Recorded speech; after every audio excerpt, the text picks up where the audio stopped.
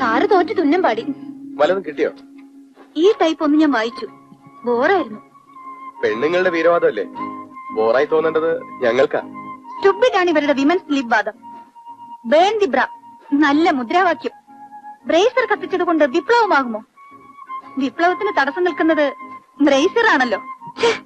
ഈ ചേച്ചി എന്തൊക്കെയായി പറയണേ? നിനക്ക് മനസ്സിലാവില്ല. അതൊരു സിമ്പലായി കണ്ടാൽ മതി, പാരമ്പര്യത്തിന്റെ സിമ്പൽ. നമ്മുടെ ദരിദ്ര രാജ്യത്തിന്റെ കോണ്ടക്സിൽ പറഞ്ഞു പറഞ്ഞ് ദരിദ്ര രാജ്യം എന്നത് നാടിനൊരു ഭൂഷണമാണെന്ന് തോന്നുന്നു. അതെ, ദാരിദ്ര്യം നിലനിർത്തലാണ് എല്ലാവരുടെയും ആവശ്യം, സാറിനടക്കം. സഹതാപം കാട്ടി ഹൃദയവിശാലതയുണ്ടെന്ന് സ്ഥാപിക്കാൻ താഴെ ദാരിദ്ര്യം കാണണ്ടേ? സാറടക്കമുള്ള ബുദ്ധിജീവികൾക്കും. ഒറ്റ ഗെയിം കൂടി. ചേച്ചി പുസ്തകം കണ്ടിരിക്കട്ടെ. ഒറ്റ ഗെയിം. കളി നടക്കട്ടെ. ജയിച്ചില്ലെങ്കിൽ അവളിൽ നിന്ന് മുനിയും. തോറ്റു കൊടുക്കണം വീണ്ടും. ഓ, അങ്ങനെ ആരുടെ ഔദാര്യൊന്നും വേണ്ട. വരും.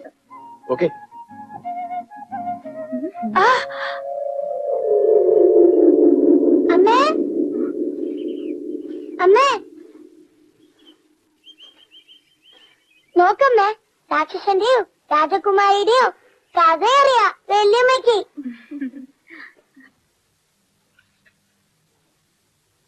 കല്യാണം കഴിച്ചൊരു കുട്ടിയൊക്കെ ആയ ചേച്ചിയുടെ ഈ ഭ്രാന്തൊക്കെ മാറും. ഞാൻ പറഞ്ഞ് സമ്മതിപ്പിച്ചോളാം. പഠിക്കുന്ന കാലത്ത് നല്ല നല്ല ആലോചനകൾ പലതും വന്നു. അമ്മ കൂടി നിർബന്ധിച്ചു. കല്യാണം വേണ്ട, ഇനിയും പഠിക്കണം എന്നായിരുന്നു അന്നത്തെ വാശി. ജോലി ആയപ്പോഴും ഒന്ന് രണ്ട് കേസ് വന്നു.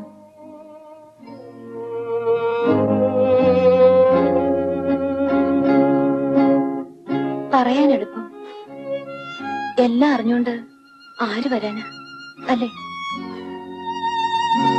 ആ, കിടക്കാറായില്ലേ?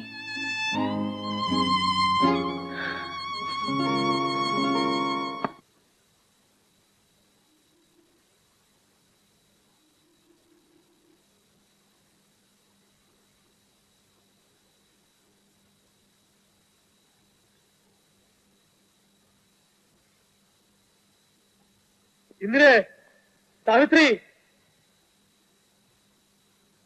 ഇന്ദ്രേ.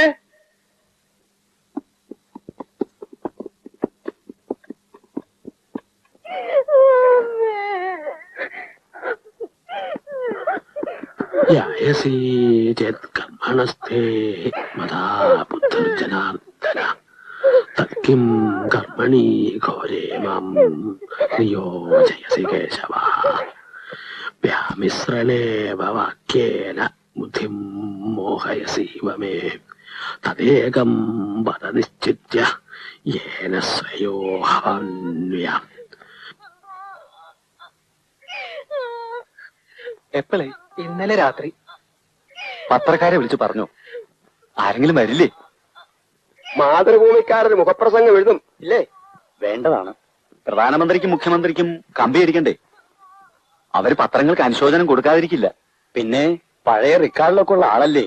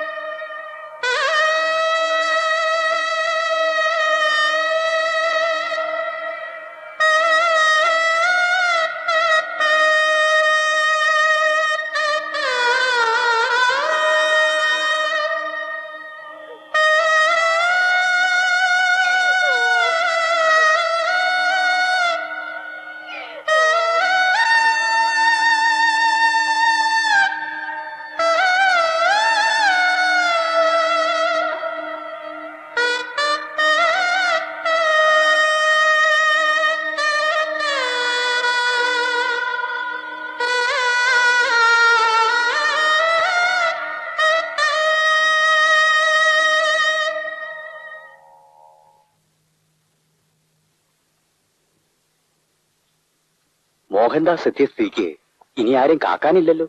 ദഹനത്തിന്റെ ഏർപ്പാട് നോക്കാം. ശരിയാ. അവസാനം വരെ ബോധം ഉണ്ടായിരുന്നു. അധികം കിടന്ന് കഷ്ടപ്പെട്ടില്ല. അത് തന്നെ ഭാഗ്യം.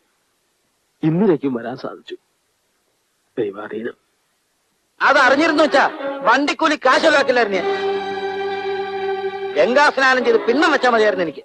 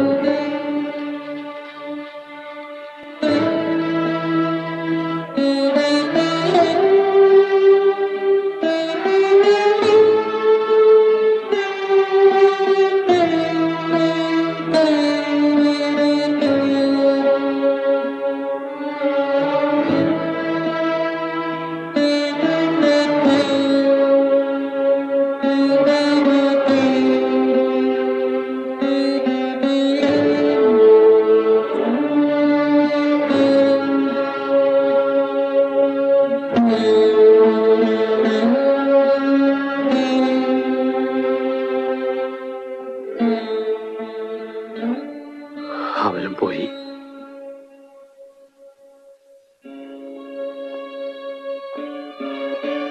മനസ്സില് ഇവിടെ ഉള്ളവർ മുഴുവൻ കുട്ടിയെ ശമിച്ചിട്ടുണ്ട്.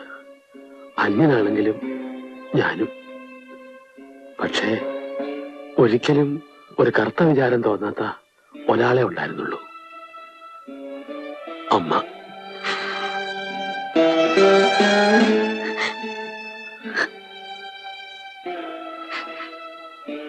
47 കൊല്ലം അവരുടെ ഒരു നിഴലായിട്ട് ഞാൻ നടക്കാൻ തുടങ്ങിയിട്ട് 47 കൊല്ലമായി. വയ്യാണ്ട് കിടക്കുമ്പോഴും അവരെ ഒന്ന് കണ്ടാൽ ഒരു സന്തോഷം, ഞാനും ജീവിച്ചിരിക്കുന്നല്ലോ എന്ന്. ഒരു സമാധാനം തോന്നാൻ അവരെ ദിവസം ഒന്ന് കാണണം, ഒരു നേരമെങ്കിലും. ഇനി ആരാ എനിക്കുള്ളത്?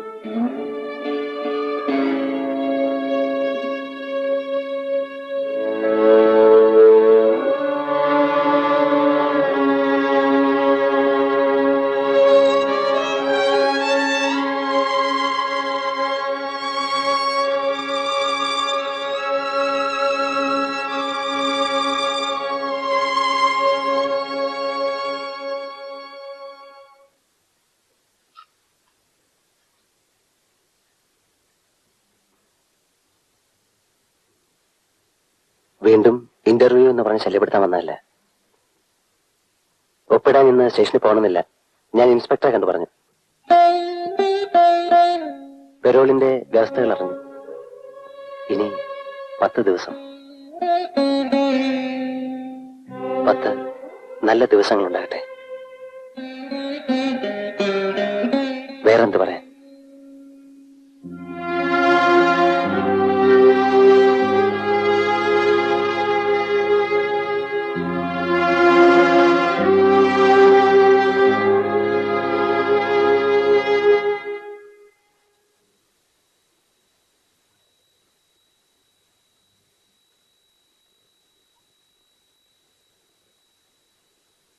വിഷം കഴിച്ചാലും ചാവാതെ യൂസ്ലെസ്സായ ചിലത് ബാക്കി കിടക്കും. അതിൽപ്പെട്ടവനാ ഞാനും. രാമേട്ട, ഒരു സംശയം. ജീവപര്യന്തത്തിന്റെ വകുപ്പിൽ എന്താണ് ശരിക്ക്?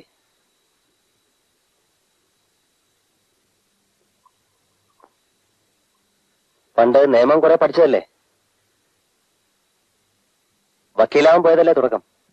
ശരിക്ക് പഠിച്ചുകൊണ്ട് വക്കീലായില്ല.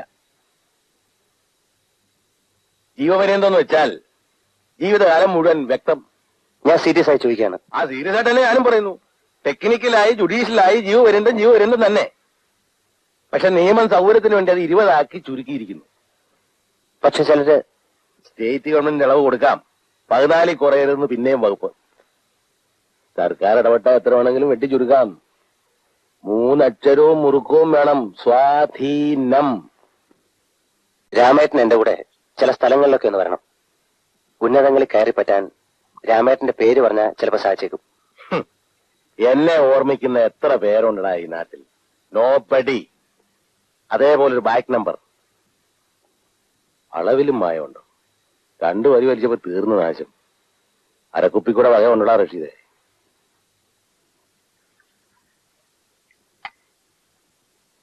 ശേഖരേട്ടാ, ശേഖരേട്ടൻ പോയോ?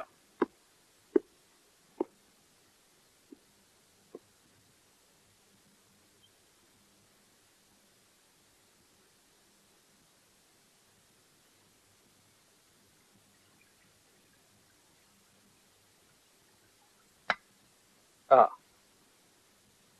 തൊട്ടുവെക്കാൻ എന്തെങ്കിലും കിട്ടുമോ? ഇവിടെ മരിച്ച പോലെയാണ്. ഓ, അമ്മ മരിച്ചതിൽ ഏറ്റവും കൂടുതൽ ദുഃഖം ശേഖരേട്ടനാവൂന്ന് എനിക്കറിയാം. ഞാൻ ക്രിയക്ക് നിൽക്കണില്ല, സഞ്ചയനം കഴിഞ്ഞാ പോവും. സൗകര്യം പോലെ. കമ്പനിക്ക് കുറച്ച് ഒരു ഗ്ലാസ് എടുത്തോളൂ. ഇതുവരെ കള്ളിന്റെ രുചി അറിഞ്ഞിട്ടില്ലല്ലോ. അറിയും. പണ്ട് മദ്യഷാപ്പ് പിക്കറ്റ് ചെയ്യുമ്പോ തലയില് കള്ളും കുടം കമത്തി. നീ ഞാനും ആദ്യമായിട്ട് രുചി അറിയുന്നത് അപ്പോഴാ. എനിക്കന്ന് വയസ്സ് 19. അമ്മയുടെ ഒക്കത്തിരിക്കുന്ന നിനക്ക് 9 മാസം. അന്നേ അറിഞ്ഞു.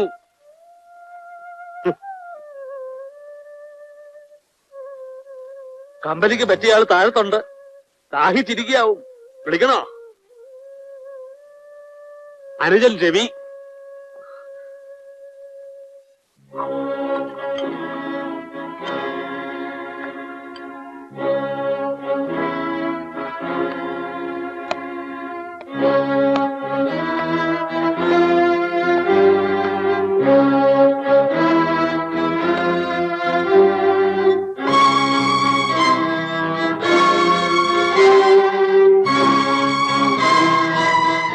അറിയോ, ഫുൾ കേണലായി പ്രമോഷൻ കിട്ടിയതാണ് ഞാൻ.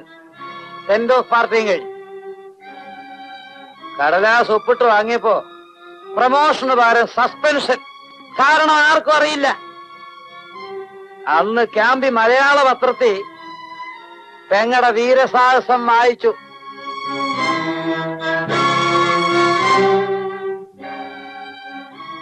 നിനക്കന്ന് ഞാൻ ഓങ്ങി വെച്ച അനടി വെട്ടി തുണ്ടം തുണ്ടാക്കി നായ്ക്കൾക്ക് ഇട്ട് കൊടുക്കേണ്ട ജാതി നിന്നെ ഞാൻ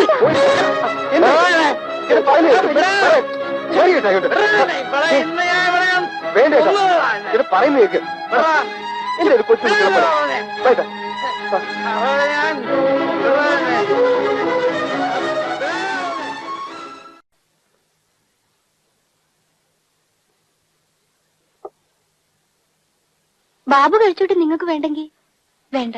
അവനാ ക്രിയയ്ക്ക്. അവൻ മാത്രമേ ആണായിട്ട് ഒരാൾ സമ്മതിച്ചിട്ടുള്ളൂ. ആരെങ്കിലും ചെയ്യണ്ടേ?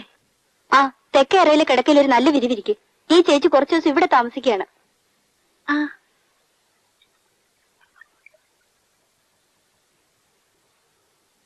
പഴയ എന്റെ മുറി. അതിന്റെ തെക്കോരത്ത് ജനാലയ്ക്ക് എന്നാ നിങ്ങളുടെ മോളിലെ വരാന്തയിലേക്ക് കയ്യും കലാശം കാട്ടി കുട്ടിക്കാലത്ത് സിഗ്നൽ തന്നിരുന്നത് ഓർമ്മയില്ലേ? ആ, രാജേട്ടൻ സർക്കിട്ട് അല്ലേ എപ്പോഴും? ഓ, കലാപം ഒതുങ്ങിയോ? പോയി. ചെലവാക്കിയ വണ്ടിക്കൂലിയുടെ കണക്ക് ഒന്നുകൂടി ഓർമ്മിപ്പിച്ച് ആളിറങ്ങിപ്പോയി. ആ, ബാബു വരൂ. ശേഖരേട്ടൻ പറഞ്ഞു നിന്നെ കൊണ്ട് എന്തോ ഒരു ക്രിയ ഉണ്ട് അവിടെ.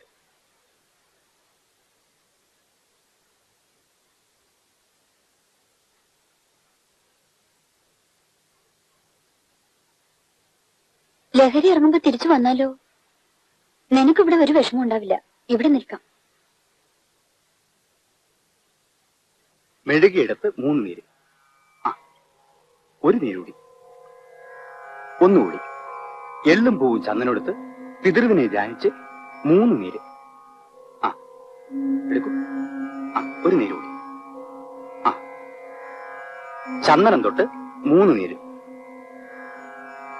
അരിയെടുത്ത് മനസ്സിൽ ധ്യാനിച്ച് വെക്കുക.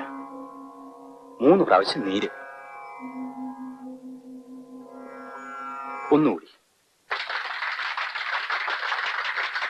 ദാരിദ്ര്യരേഖയ്ക്ക് കീഴിൽ കഴിയാൻ വിധിക്കപ്പെട്ട ഈ നാട്ടിലെ ബഹുഭൂരിപക്ഷം ജനങ്ങളുടെ ജീവിതത്തിൽ ഒരു പൊൻപുലരി പ്രത്യക്ഷപ്പെടുന്നത് കാണാൻ പൊൻപുലരി അതല്ല ശല്യം. സഹോദരി സഹോദരന്മാരെ, നാം ഒരേ കുടിക്കീഴിൽ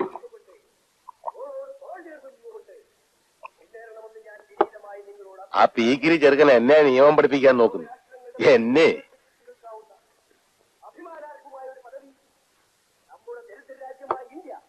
അവരുടെ സ്വന്തക്കാരാണെങ്കിൽ നാരേക്ക് 40 വട്ടം ജയിലിൽ നിന്ന് പോവാം.